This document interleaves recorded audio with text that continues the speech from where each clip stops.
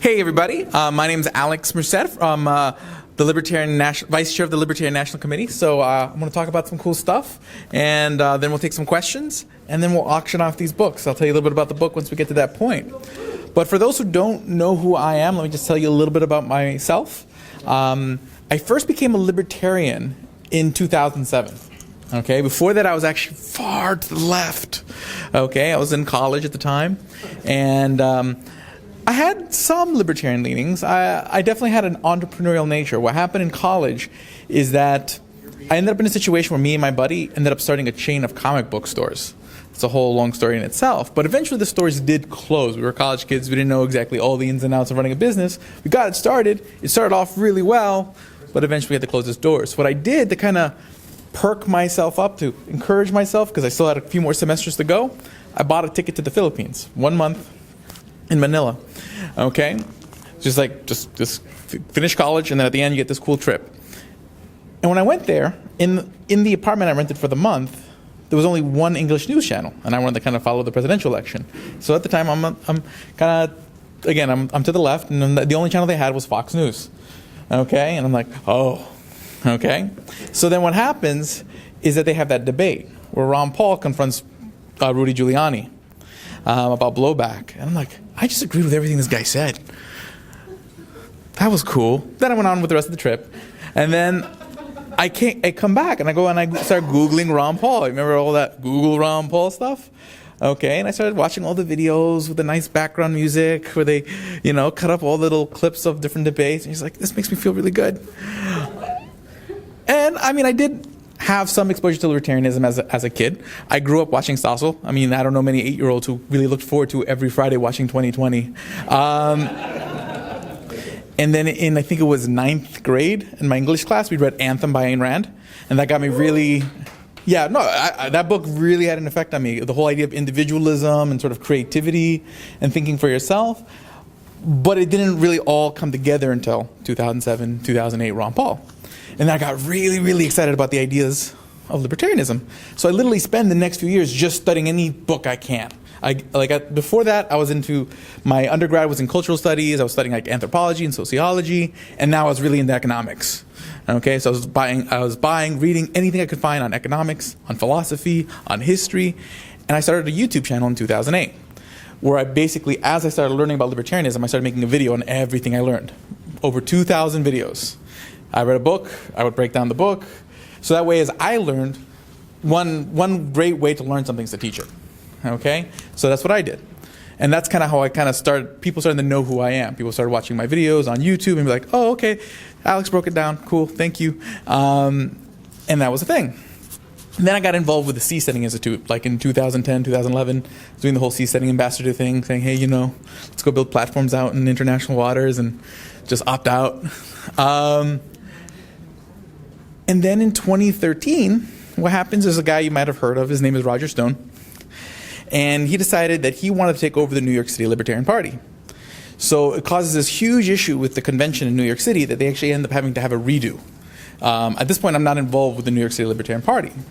But they had to field a whole new slate of candidates because of this conflict they had with Roger Stone. So the person who was running for Brooklyn Borough President became the mayoral candidate. And they asked him, well, we need someone to run for public advocate. Public advocate's like the vice mayor of New York City. That's what Bill de Blasio used to be. Okay, if you're not familiar with our mayor, Bill de Blasio. I know. So what happens is that this guy, Michael Sanchez, reaches out to me because I guess he enjoyed the YouTube videos, and he says, would you like to run for public advocate? I'm like, well, I never thought about it before, but if you want me to. So they end up getting me on the ballot. I'm like, okay, wow, I'm actually on the ballot. So I guess I better campaign. So I didn't know what I was doing. I had no training. And I did mostly social media. I, again, didn't know what I was doing at the time. It was my first exposure to the Libertarian Party, really, as being involved in it. But I ended up getting the highest vote total out of all the citywide candidates. Because, I did go to events. But I joined every New York City Facebook group you could imagine. And I was there every day just chatting with people all across New York City through the Facebook groups. That was just the approach that I took. And then I just took the approach of more like asking them what they wanted. And instead of saying, oh, we need government not to do something, I was saying, you know what? If we let people try to do things outside of government, at least maybe we can get a solution now. I don't need to convince you whether, what I need you to accept that there's a possibility that government isn't the solution. And that there might be something that we can do now. Because you may think government is a solution, but that takes election cycles. So you might be talking about 12 years before you elect all the people to get the solution you want in there. Then they're going to end up negotiating a watered-down version of the solution you want, and still nothing has changed after all that time. Or you could start a business, start a charity, do something now and change it now. And that argument did kind of really click with people.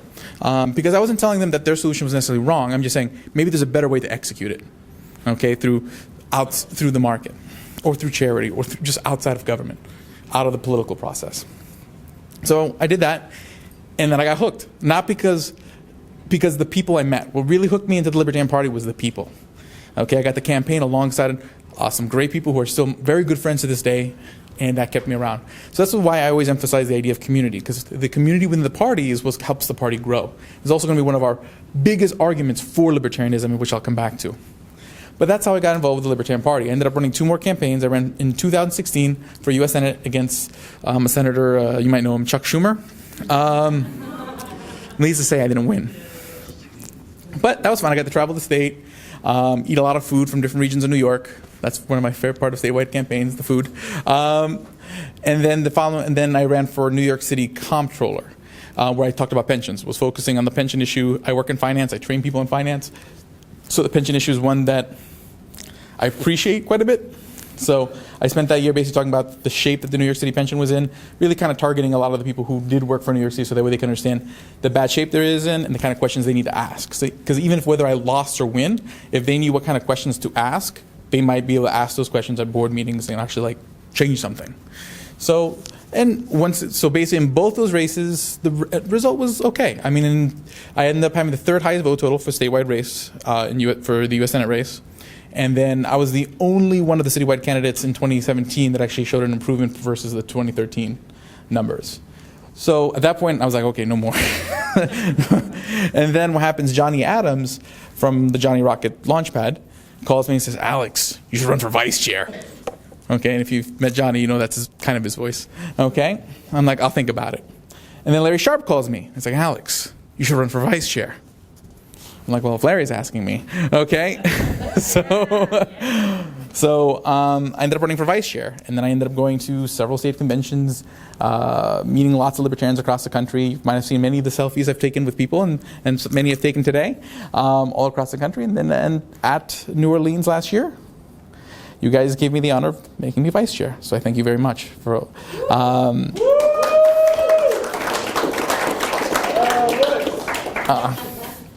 And again, one of the reasons I ran, and one of the things that I wanted to bring to the table was encouragement, kind of like to be a cheerleader for the party, okay? Because one thing is that everyone's doing great work. One thing I love about every convention I've been to so far is I keep seeing more and more people doing the right things, being excited to do work. I keep hearing people saying, oh, there's so many new faces, or, oh, so many people excited to volunteer and get part with this committee. It's amazing. This is like the best time to be involved right now. Okay, there's every reason to be optimistic. Even after 2018, a lot of people felt pessimistic coming out of 2018, but honestly, the opposite should be the case. Because 2018 was a year that we should have had necessarily a huge step back when you think about it, because that was a year where people weren't looking for an alternative that year. It's not 2016 where everyone was like, oh man, Hillary, Trump, I need another option. And we're really, really open to listening to what other parties had to say. That was a year where, oh man, I really am scared of those Democrats. I got to vote against them. I'm really scared of those Republicans. I got to vote against them. That was 2018. No one wants to hear an emerging party message that year. And that year, we still elected more candidates than we ever have. We had more candidates running than in the years prior. We had better fundraising numbers. So by several metrics, better vote totals in a lot of races we've had in those particular races in the past. Now, percentages were misleading because you had a high turnout year, because of the nature of the year, but by several standards, we moved forward. And to move forward in such an environment only shows the kind of growth we're making and why we should be excited every step that we continue to make forward. Because think about it, we are the 3rd party. We are the largest of the emerging parties. In the over 40 years that we've existed, the barriers we've had to overcome are ones that the Republicans and Democrats did not have when they started. They did not have to jump all the ballot access stuff that we've had to do. And everything else we've had to jump over. And then the barriers are still being put into place every day. Like I heard you guys talking about there's a ballot access bill that's going to affect you guys here in Minnesota. They're still putting those barriers, and we still overcome them over and over again. Sometimes we have our setbacks, but we always eventually get back on that horse, and we keep plowing forward, and our ballot access keeps getting better. So there's every reason to be excited. Okay? Cool. So yeah, the LP, but the LP life. Okay. Now, hashtag LP life. Now, but the LP offers a lot of things. Okay, the Libertarian Party as a vehicle for change a lot of people always focus on two things. They focus on politics and education. They're like, okay, well, the LP is a political arm, which it is. Okay, to get candidates elected, to get ballot initiatives passed. Okay, to move policy in a more libertarian direction, even by lobbying legislators, electing candidates, ballot initiatives. And then other people focus on the idea of education, running campaigns where you can educate people so that way people get to hear new ideas and new messages. But there are more ways that the Libertarian Party changes the world. One of those ways is community. Okay, the community that we have within the Libertarian Party, okay, the bonds that we have that bring us together, where we help each other, I go to Libertarian Party events and Libertarian Party conventions, and I see people who are carpooling, people who are taking care of each other's kids, whatnot. We're building the community of voluntary aid where we help each other, where we choose we choose a community, and we build a community that is an example of the libertarian world that we're trying to create. Okay, and that's one of the biggest arguments for libertarianism you can have. The better we get along with each other, the more we help each other, then people are going to be like, yeah, I like that. I want to be part of that. Okay, I mean, you guys help each other? I'd like help. And I learned all this stuff too. It's a very compelling example of the ideas that we're trying to promote. So we are the best example of our ideas. Everyone says, like, what's a libertarian country? But the libertarian idea is about community. It doesn't have to be a country. It can be the community that we're building here that is the example to the world of what libertarianism can be. And last year, I had a lunch with the chair of Amsterdam and the secretary of Spain, libertarian parties. And they are looking at everything we do. The U.S. Libertarian Party is what every other libertarian party across the world is aspiring to be. When they look at what we're doing, they're like, wow, you guys are so big. We want to be like you guys. We're working on it. So they're watching. Okay? We are a model for them, and people are watching to see what we do here to inspire them to continue the work they're doing in places that are maybe in many ways not as free. Okay, especially in places like I was in California. There was a very, very compelling talk about what's going on in Venezuela and Cuba and the libertarian parties there, who are literally sometimes putting their life on the lines to fight against those governments. But also there's an aspect of healing that comes from the Libertarian Party. Because at the end of the day, you ever heard that saying, when we were a kid, we understood it, right? You know, don't hurt people, don't take their stuff. As a kid, it just makes sense. You share, you don't do stuff. What happened? What changed when we became adults? We got scars. We ended up in situations in our life where people fell short of our expectations. They wounded us, they hurt us. And then those wounds, that scar tissue builds up over time. And we start losing faith in each other. We start losing faith in the ability to trust other people. And that's what kind of builds that desire for government, a desire to control. And part of the way we restore liberty and protect our ability to just let be and live and enjoy and all that stuff, I think I said those words in not the best order, but you guys get the point, is to heal. Part of the libertarian message is healing those wounds and saying, you know what, mistakes happen, but people are good. Okay? Sometimes we just help understand each other, the conversations we have with each other. That's why listening is so important. As John was discussing earlier, we listen to people. But when you listen to people, part of it is good campaigning, good politics, good sales. Okay? Because if I were selling XYZ, or someone comes up to me and they say, okay, I would like to buy a green ball, then I want to sell them a green ball. Why would I want to try to sell them a red square? But at the same time, listening also allows people to heal. Sometimes people just need to get off what's on their chest. And once they get that off, the healing aspect allows them to listen. Okay? By getting into their heart, you can get to their brain, and then they're willing to listen to all the logic, the philosophy, the economics, all that stuff. But first you got to get to their heart, then you can get to their brain. Okay? And the Libertarian Party offers all of that. The political organizing, the education, the community, the healing. So the Libertarian Party changes the world in so many ways.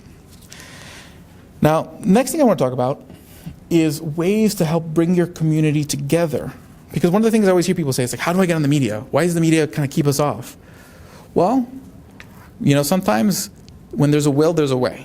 And an idea that I've been kind of trying to put out there is the ideas of podcasting. Now, a lot of people, everyone has a podcast nowadays, right? Okay? I have a few. But the thing is that I'm not talking about starting necessarily another libertarian podcast, talking to libertarians. What I'm talking about here is hyper-local podcasts. Basically, think about like your county, creating a podcast, creating a media outlet that focuses on helping your community connect. What's the local stores that are opening? What is the local Little League games that are at? All this kind of information that your local community will care about, and then go promote it in your community. It ends up being something that local businesses want to be part of because they want to promote themselves.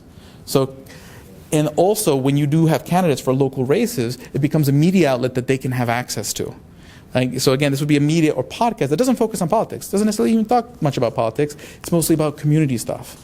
And at the same time, also you fix problems within the community. Because if people are looking for daycare, you can create a way for people to find other people who may want to volunteer healthcare or whatnot. I mean, not healthcare, childcare. Although if you want to volunteer healthcare, that's cool too.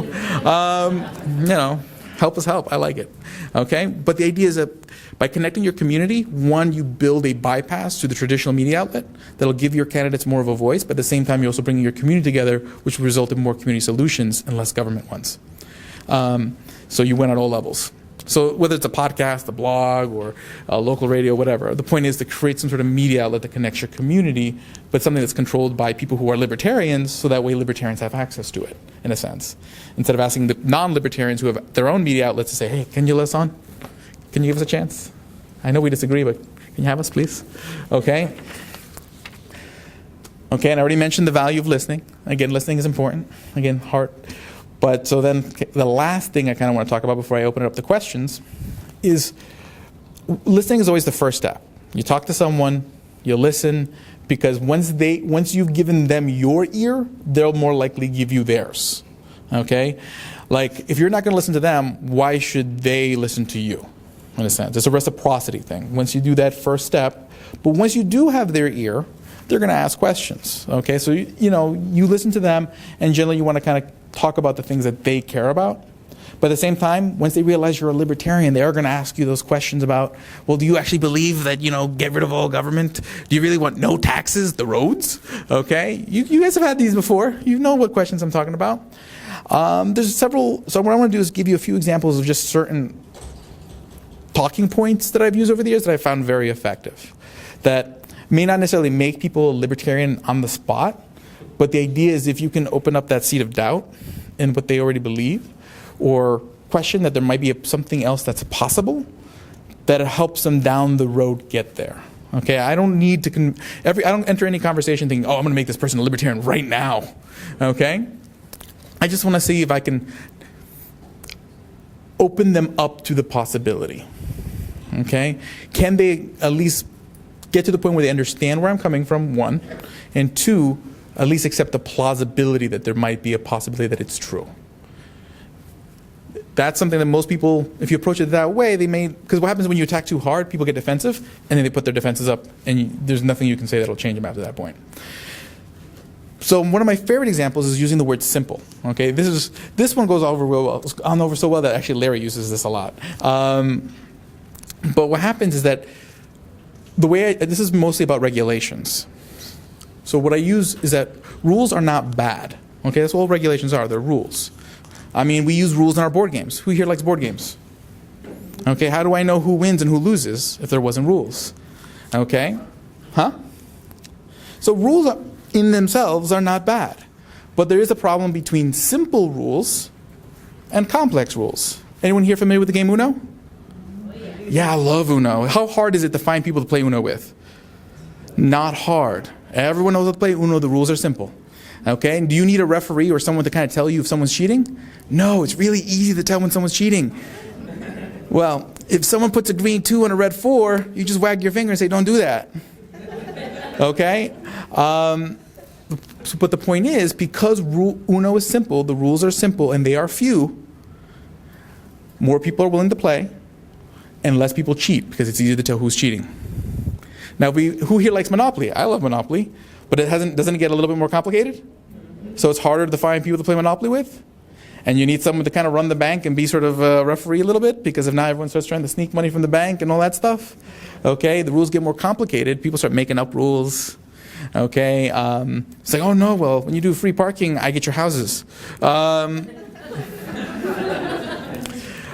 So what happens is, as the rules get more complicated, you'll find less people willing to play, and it's more easier for people to cheat. Then you get to like Dungeons and Dragons, where the only way you can play is if you have an encyclopedia set. Okay? And no one's sure if they're playing right. You just kind of have to assume that whatever the dungeon master says is true, or else you're going to be there for 3 hours negotiating what's on page 20 of the monster manual. Okay? So, point is, this is like regulations. Okay? Government, has a tendency of moving towards complex rules. And those complex rules, those complex rules tend to kind of push things, discourages people from playing and makes it easier to cheat. Okay, we see that in business and all that stuff. And that analogy really helps kind of illustrate that idea. And at least they may not be like, no government now, but now they can start moving towards maybe simple is better. Okay? And a simple government is a good start. And then we can keep kicking it down.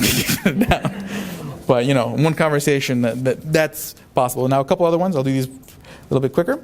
Other point I always like to make is that when a government does something, it's generally fairly permanent. Okay? It takes a lot of election cycles to do it, but once it's in there, it takes a lot of election cycles to get it out. So if it's something that you think may need to be changed, or something that you think circumstances may change, then you probably don't want government to do it, because circumstances are going to change faster than government can change. So in that case, you got to be careful about what you ask government to do, because when you ask it to do something, it's going to be permanent. And that oftentimes at least gets people to think more, to question more what they ask government to do, because a lot of people just think, oh, this policy is good, and then tomorrow this policy is good. We'll just pass it.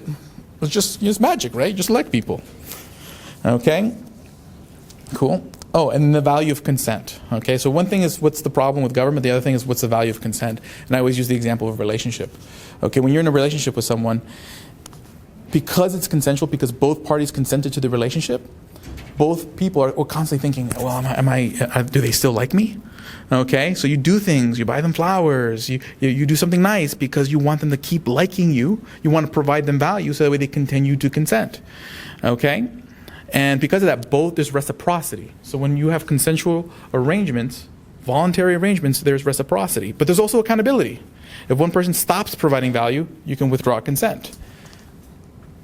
So you have accountability and you have reciprocity, and value is constantly increasing because both parties are trying to increase value. So that's the same thing in business. Okay? Taco Bell is trying to make me happy. Okay? And usually they do. Okay? But if those tacos start not tasting as good, I'm going to withdraw my consent and stop shopping there. So I can hold them accountable, but at the same time there's reciprocity. I give them my money, they give me my tacos. Okay? So point is, just like a relationship, wouldn't we want more reciprocity in healthcare? Wouldn't we want more reciprocity in education? Wouldn't we want more reciprocity in housing? Okay, so the more we take consent out of these things, the less we see accountability, the less we see reciprocity. Okay, and that tends to be what happens when you get government involved and you take consent out. So I don't say I want free markets, I want consent markets. Markets that are based in consent in every aspect of how we arrange our institutions, our arrangements, everything, socially and economically. Okay, and thank you. Okay, last piece. Diversification of institutions. So basic story here is this. When investment, since I talk a lot about finance, you diversify. Why? You don't want to put all your investments in one basket. You put it in one stock and that stock drops to zero, guess what? You've just lost your entire portfolio. Why would we want to put all of our healthcare chips in one basket? If something goes wrong with the government, now everyone's lost their healthcare. If government provides education for everybody, something goes wrong with the government, now everyone's lost their education. Okay? So whether you think the government does it well or not, you have one institution do it, you put all of society at risk. When it's just one provider, like basically if Taco Bell's was one place that I get tacos from, if they go out of business, that sucks, but I can go find another place to get tacos from. Okay? And so basically the market provides redundancies and provides diversification of institutions that provide us the things that we need. So when people ask, well, we want universal this, what they really mean is we want to put all our eggs in one basket. which puts everybody at risk. So usually a lot of those points, again, it doesn't make them a full-blooded libertarian in one night, but it gets them thinking, you know what, those are reasonable points. Okay? So that's sort of the main thrust of what I wanted to say tonight. Let me tell you a little bit about this book, which we'll be auctioning off in a few minutes. So this is a book I wrote last Christmas. I'm actually writing a follow-up as we speak. It's not a long book. My goal here was just to write a quick book that illustrates a lot of the arguments that you just heard me make, the case that you just heard me make, that someone who's not a libertarian could read it literally in like 10 minutes, 10, 15 minutes, and take away. Okay, so it's really like a great stocking stuffer. Okay, because I mean, even 80 pages might be hard for someone who doesn't agree with you to want to read. Be like, oh yeah, just read this book. Okay, but this, hey, it's like literally like the actual book part is like done within 30 pages. Okay, and then there's a bunch of other cool stuff afterwards. But that's what it's meant for. But these two copies here are actually autographed. And included is a business card for my 2017 campaign for Comptroller of New York City. That's also autographed. So you get all that. Now, I've been auctioning off this book as I go to different state conventions. In Pennsylvania, it went for $200. In California, it went for over $300. Okay, so let's see how we do tonight. Here's the big difference. I'm not Larry Sharp. He's a much better auctioneer than I am. But I will do my best, Larry. Okay? For a long time, we were